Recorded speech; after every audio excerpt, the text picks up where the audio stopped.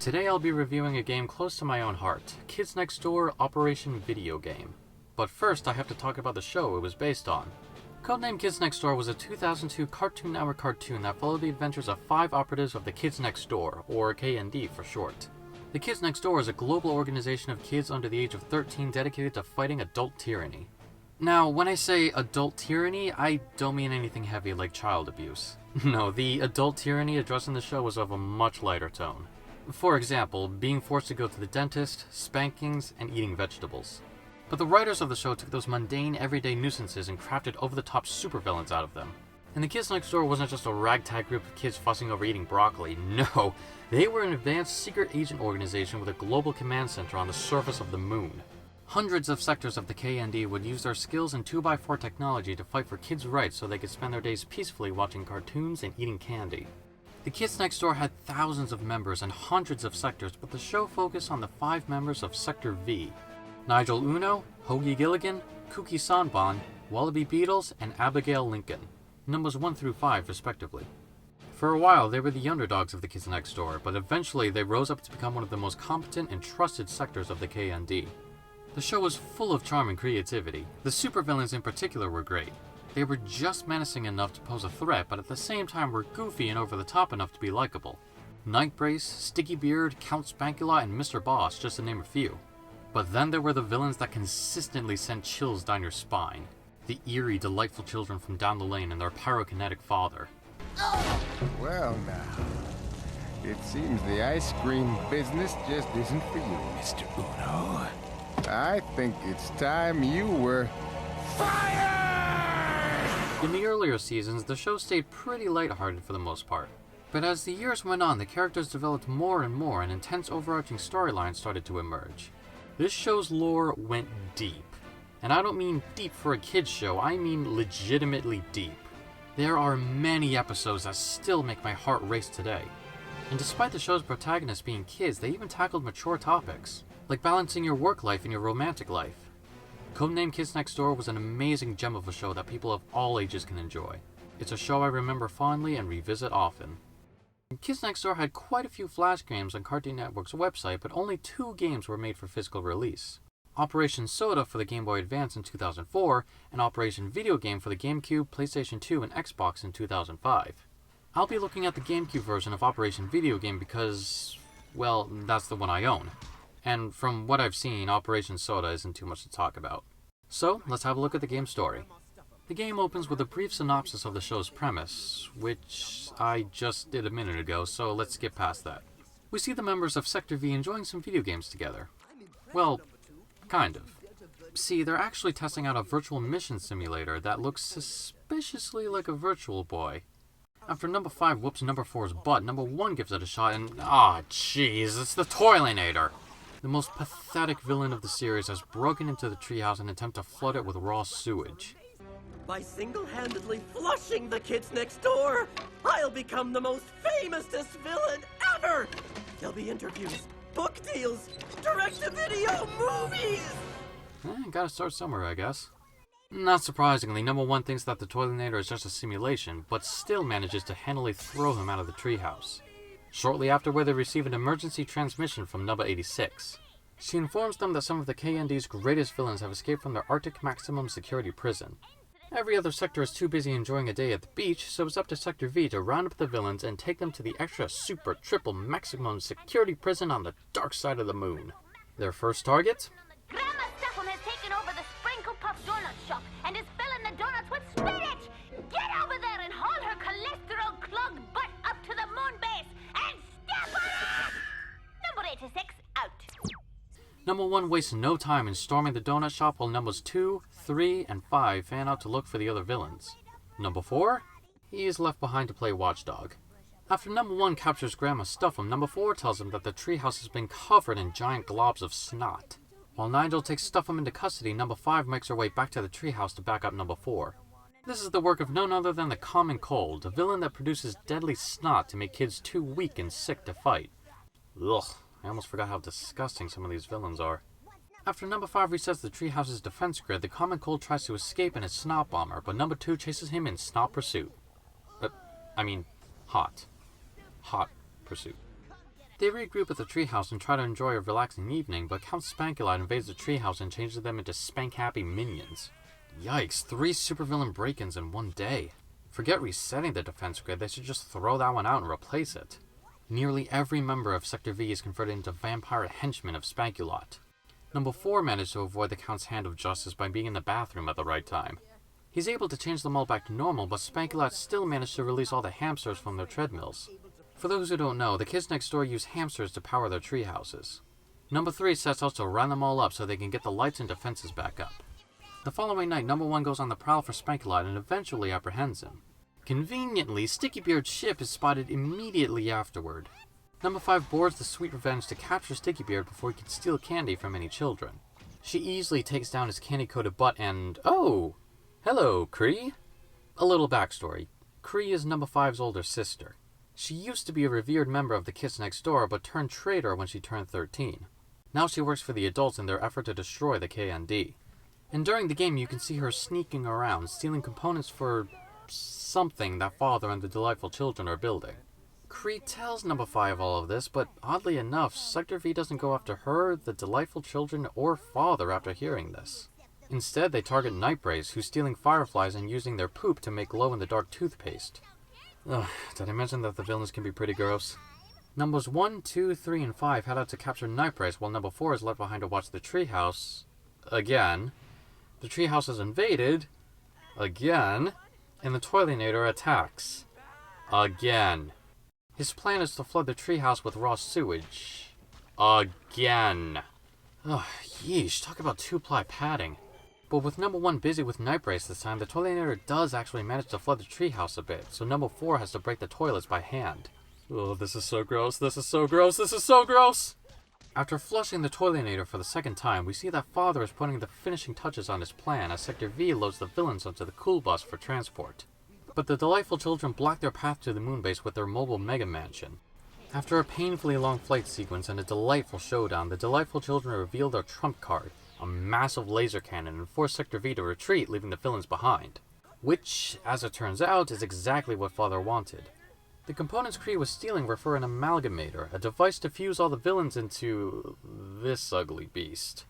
That 11 billion story monster has all of their greatest enemies' powers at its disposal. How can the Kids Next Door possibly defeat it?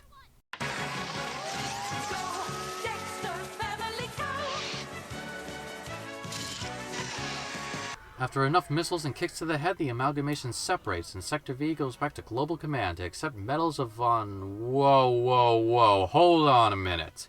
Number 86 is giving Sector V praise and recognition?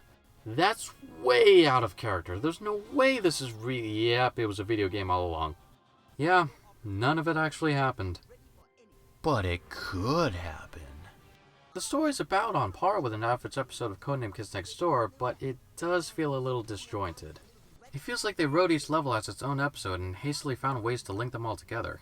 Man, Number 5 is exhausted. By releasing all the hamsters from the power core, Count Spankulite... Like that? What kind of a transition was that? The dialogue is still great though, it's packed with just as much charm as the show.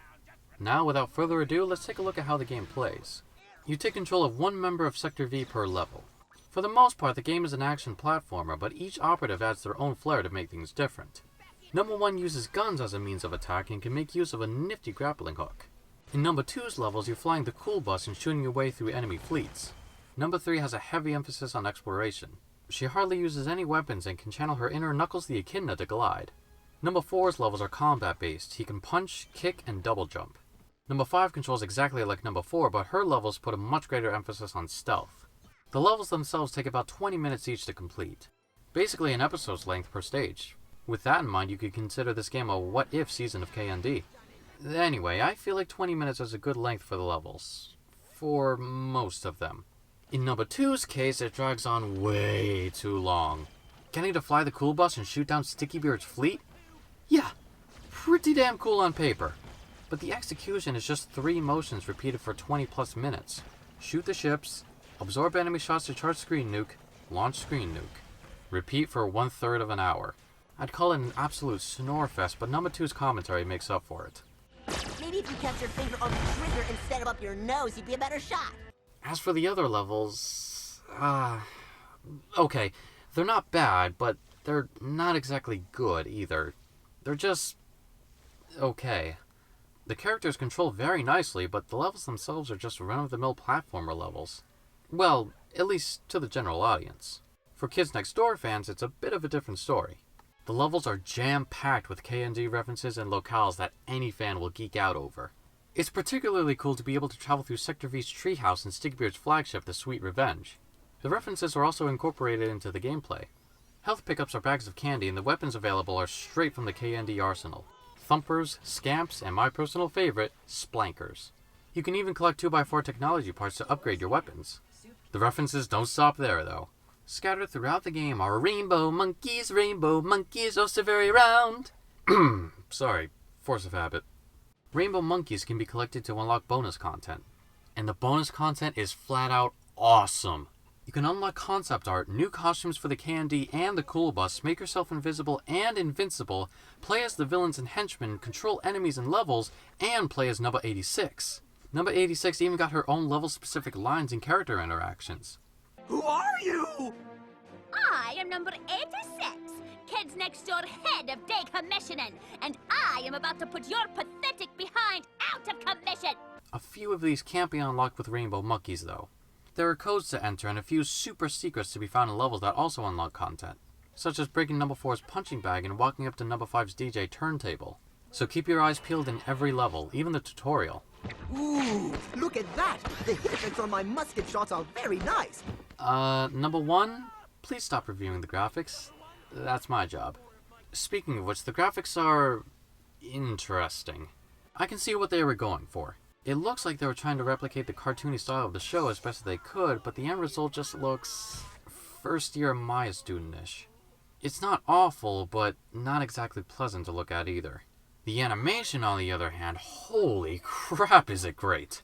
Everything is very smooth, and the characters have cutscene-specific animations instead of those generic lip and hand flaps that plague the GameCube era.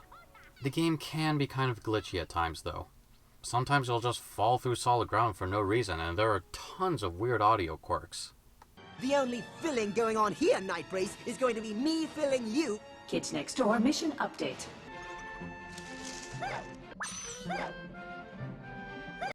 With Sticky Beard all munching on that Jolly Roger. It's... For general gamers, Operation V.I.D.E.O.G.A.M.E is a mediocre title at best. But to the Kids Next Door fan, it's one big love letter. It's pretty obvious that the developers were fans of the show. There are so many tiny details that add up to one great KND experience. Codename Kids Next Door was a great show, and watching the series finale in 2008 was a bittersweet feeling. It wasn't until 6 years later that I stumbled across this game in a dusty old cardboard box. But I'm glad I did, because playing it again with adult eyes confirmed that this show was something special and should always be remembered as such. But, alas, due to the series ending in 2008, that's all Codename Kids Next Door will ever be. A memory.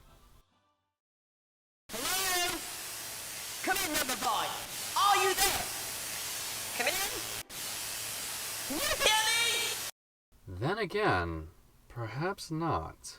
This next part is going to be very spoiler heavy. If you don't want to hear details about the show's finale, go to this point in the video. I'll give you 3 seconds. Okay, to recap, at the end of the last KND episode, it was revealed that Nigel had been selected to join an interplanetary version of the Kids Next Door called the Galactic Kids Next Door. They share the same goal as the Earth branch of the KND, to end adult tyranny. But they know something that Earth KND operatives don't. That adulthood is actually a disease that's rapidly spreading across the universe. The Galactic Kids Next Door's greatest mission is to find a cure for adulthood. Number 1 takes all of this groundbreaking information in stride and accepts the position, but at the cost of never seeing his friends or family ever again. But luckily, the other members of Sector V manage to trace him before he can take off. They say their final goodbyes, and the episode ends with an adult Abby welcoming Nigel back to Earth over the phone. After that, Kids Next Door sort of fell off the radar. The series finale raised a lot of questions about the Galactic Kids Next Door and the adulthood disease, but there were never even whispers of a sequel series or spin-off. Until a few months ago, that is. A YouTube video was posted in March that featured Wally and Kooky making an intergalactic call to a mysterious figure called Number Vine. At first, I thought it was a fan-made video, especially when Number 3 dropped the F-bomb. Holy But the original voice cast was there, and while more akin to a storyboard than a finished product, the art style was spot on. At the end of the video, we see Nigel arguing with Chad about whether to destroy Earth because it's infested with adults. The last thing we see is Nigel about to activate the kill switch. And then, this. Attention all Kids Next Door operatives. As of right now, there are no plans for a Galactic Kids Next Door series. But there should be. Thanks for helping us try!